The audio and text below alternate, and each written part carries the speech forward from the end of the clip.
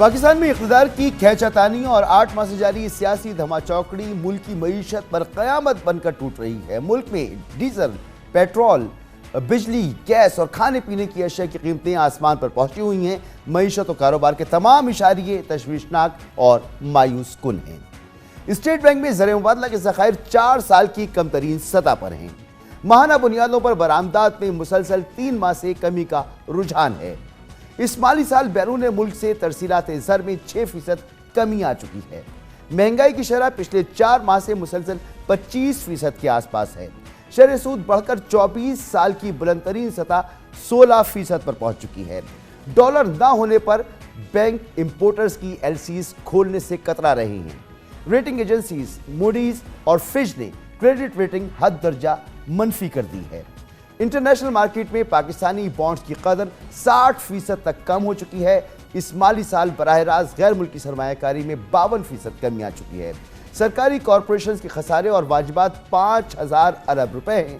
Overseas investors chamber کے مطابق غیر ملکی سرمایہ کاروں کا اعتماد -4% ہو گیا ہے۔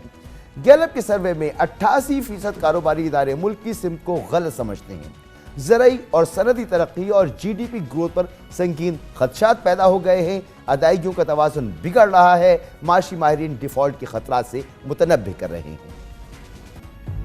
دنیا کو بڑے سیریس ڈاؤٹس ہے ہماری کیپیسٹیز کے حوالے سے، ہمارے ایکسٹرنل لائبلٹیز جو اپنی ذمہ داری ہے وہ پوری کر پائیں گے۔ بالکل یہ فیئر تو ہے، کیونکہ پاکستان کا جو ڈیٹ ہے کامران بھائی، اگر آپ دیکھیں 7 سال میں ڈبل ہو چکا ہے۔ $65 بلین سے $130 بلین سے زیادہ ہو گیا ہے، یعنی ہر سال ہم نے کوئی 10 سے 11 بلین ڈالر ایڈ کیے ہیں۔ تو اس کا نتیجہ یہ ہوا ہے کہ جو ادائیگیاں ہیں، جو ری پیمنٹ ہے، وہ تقریباً 20-22 بلین ڈالر ہر سال کی ہیں۔ تو اگلے 3 سال کا ہم دیکھ رہے تھے کیونکہ $65 بلین سے زیادہ پاکستان کو صرف ڈیٹ ری پیمنٹ میں کرنے ہیں۔ یہ میں گیپ نہیں بتا رہا، اگر ہم نے ازیوم کیا کہ ہم نے کرنٹ اکاؤنٹ کو زیرو بھی کر لیا تو آپ کو $65 بلین پے کرنے ہیں، جو ناممکن ہے۔ تو اس لیے فیئر بالکل بجا ہے۔ اب یا تو دنیا کے حالات اچھے ہو جائیں، یعنی آئل $50 ہو جائے اور کمرشل یا کریڈٹ مارکیٹس اچھی ہو جائیں اور یورو بانڈز مل جائیں، جس کے چانسز کم لگ رہے ہیں۔ دوسرا حل یہ ہوگا جو مجھے لگ رہا ہے کہ 4-6 ماہ تو شاید یہ بغیر ڈیفالٹ کے گزار لیں۔ اس کے بعد یا تو پاکستان کو چائنا اور سعودی عربیہ کے ساتھ مل کے ری پروفائلنگ کرنی ہوگی ڈیٹ کی، یا پھر اگر یہ نہیں ہوگی تو پھر پاکستان کو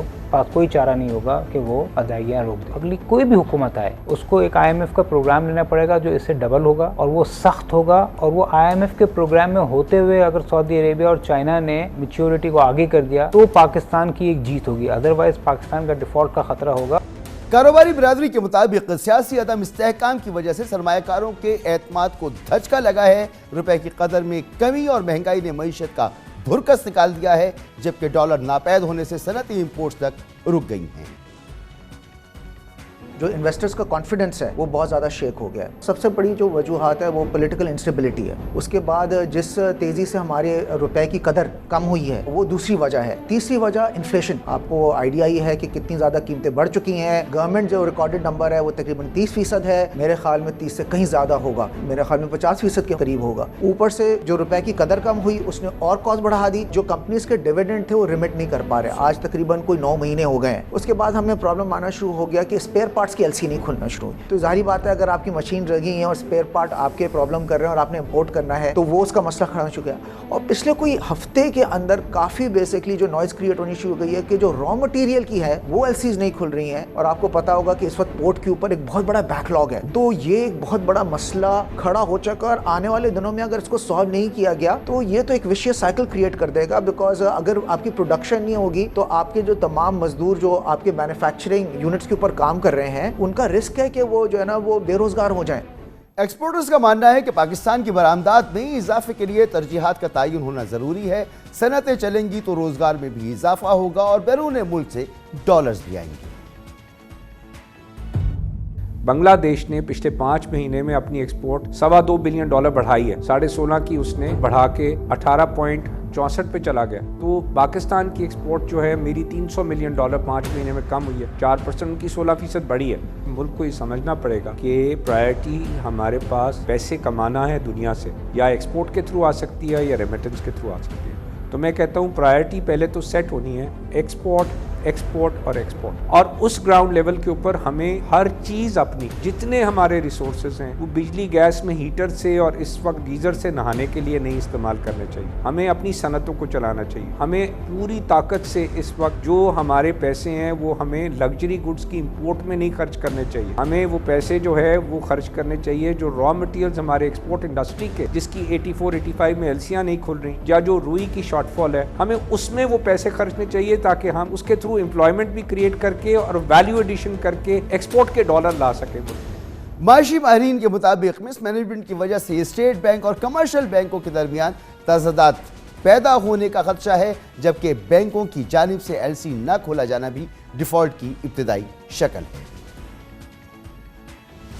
अब जो आप बैंकों को ये कह रहे हैं कि आप अपनी पोजीशन ओपन नहीं रखें, तो क्या करेंगे? वो यही करेंगे ना कि वो एलसीआर नहीं खोलेंगे। पिछले तकरीबन 1.5 हफ्ते से पाकिस्तान की मार्केट बंद है, एलसीआर नहीं खुल पा रही है। इसका मतलब क्या होता है? क्योंकि जो हम दूसरे जो रिलेटेड लोग हैं वो सब कहते हैं कि यही तो डिफॉल्ट है। आप तो कहने को ये है कि आपने डिफॉल्ट नहीं किया है, मगर आप एलसी नहीं खोल पा रहे ना जी, आपके पैसे नहीं है एलसी खोलने के लिए। तो और आप ये कह रहे हैं कि $1 लाख से कम करेंगे, 50,000 रुपये कम करेंगे। गवर्नमेंट को ये चाहिए कि वो ये डिसाइड करे कि कौन से ऐसी एलसीज हैं जो इररेलेवेंट हैं, उनको बंद करें ना। अभी क्या हो रहा है कि शैम्पू तो आ रहा है मगर रॉ मटेरियल नहीं आ रहा। तो ये सब चीजें मिसमैनेजमेंट है। और स्टेट बैंक ऑफ पाकिस्तान और बैंक अगर आपस में डैगर्स ड्रॉन हुए, अगर वजीर खजाना साहब ये कहते रहे कि बैंकों ने नाजायज पैसे बनाए हैं, तो क्या आप ये नहीं समझते कि बैंकों का और स्टेट बैंक ऑफ पाकिस्तान का एक कन्फ्रंटेशन हो जाएगा? जिसने गलती की उसको जरूर पकड़े, मगर उनको साथ लेके चलें। बैंकरों के नज़दीक एक्सचेंज रेट में तवाज़ुन और ज़र मुबादला की कमी को दूर करने के लिए स्टेट बैंक को डॉलर्स को इसकी हकीकी कीमत पर रखना होगा।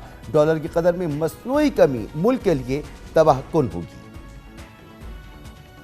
हालात बहुत ख़राब हैं, रिजर्व्स जो हैं वो डिप्लीट हो रहे हैं और स्टेट बैंक इन हालात में पूरी कोशिश कर रहा है जो भी उसके पास ज़राए हों, एक तरह से वो एक्सचेंज कंट्रोल का पुराना निज़ाम जो है वो जुज़वी तौर पर मेरा अपना ख्याल है कि इस्तेमाल कर रहा है ताकि किसी तरह से सूरत हाल को मैनेज किया जाए और रिजर्व्स में जो कमी की रफ्तार है उसको किसी तरह से कंटेन किया जाए। जो रेट है एक्सचेंज रेट इस वक्त डॉलर की वैल्यू वो काफ़ी हद तक इर्रेलेवेंट है, ट्रू मार्केट रेट ये नहीं है। इस वक्त इतना ज़्यादा डिफरेंशियल है ओपन मार्केट में और फ्लोटिंग इंटरबैंक रेट में कि जो ट्रू मार्केट रेट है वो ओपन मार्केट ज़्यादा रिफ्लेक्ट करता है। जितना इसको आर्टिफिशियल तरीके से कम रखा जाएगा डॉलर की वैल्यू को, उतना ही ज़्यादा हमारे मुल्क को नुकसान होगा। माशी उमर के सहाफ़ियों और तजज़ियाकारों का कहना है कि पाकिस्तान की बीमार मईशत का इलाज IMF की तशख़ीस करदा नुस्खे के बगैर मुमकिन नहीं। शहबाज हुकूमत को IMF प्रोग्राम के हवाले से अपने रवैये में तब्दीली लाना होगी, अखराजात कंट्रोल करना होंगे और IMF की शराइत और अहदाफ पर मुकम्मल अमल करना होगा। अगले 3 महीने दिसंबर, जनवरी और फरवरी के महीनों में 5.8 अरब डॉलर पाकिस्तान की लायबिलिटीज मैच्योर कर रही हैं। अगर ये बात भी सही है कि पाकिस्तान के एक्सपोर्ट्स गिर रहे हैं, रेमिटेंसेस भी गिर रही हैं, ट्रेड डेफिसिट बेशक गिर रहा होगा, लेकिन जहां पे हमारे अभी रिजर्व्स खड़े हैं और जिस किस्म की हमारे इनफ्लोज आ रहे हैं, we are not in a position कि इस किस्म की आउटफ्लोज को हम लोग 3 महीनों के लिए सपोर्ट कर सकें। सूनर और लेटर, अभी नहीं, अगर अगले हफ्ते नहीं तो जनवरी के महीने में नहीं तो फरवरी के महीने में नहीं, लेकिन सूनर और लेटर डार साहब को मानना पड़ेगा। इक़्तिसादी राब्ता कमेटी ने पिछले एक हफ्ते के अंदर 2 अरब रुपया इश्तहारात की मद में मंजूर किया। सप्लीमेंट्री ग्रांट 30 करोड़ रुपए VVIPs के फॉरेन विजिट्स के लिए आपने अप्रूव किया। 75 अरकान की आपकी काबीना है। मैं आपको मिनिस्टर्स के घरों, उनके दफातर में जाता हूँ जहाँ पे नई SUV गाड़ियाँ खड़ी हुई हैं। हुकूमत के पास एक ही रास्ता है कि वो अपना, अगर वो IMF के प्रोग्राम में रहना चाहती है तो अपने जो रवैयों में तब्दीली लाए, IMF के साथ अपना एक रिलेशनशिप में जो ट्रस्ट डेफिसिट है उसको खत्म करे। आपको अगर प्रोग्राम में रहना है तो आपको तमाम शराइत माननी पड़ेंगी। मौजूदा मईशत का एक मजमूई खाका पेश करने की आपके लिए कोशिश की हमने।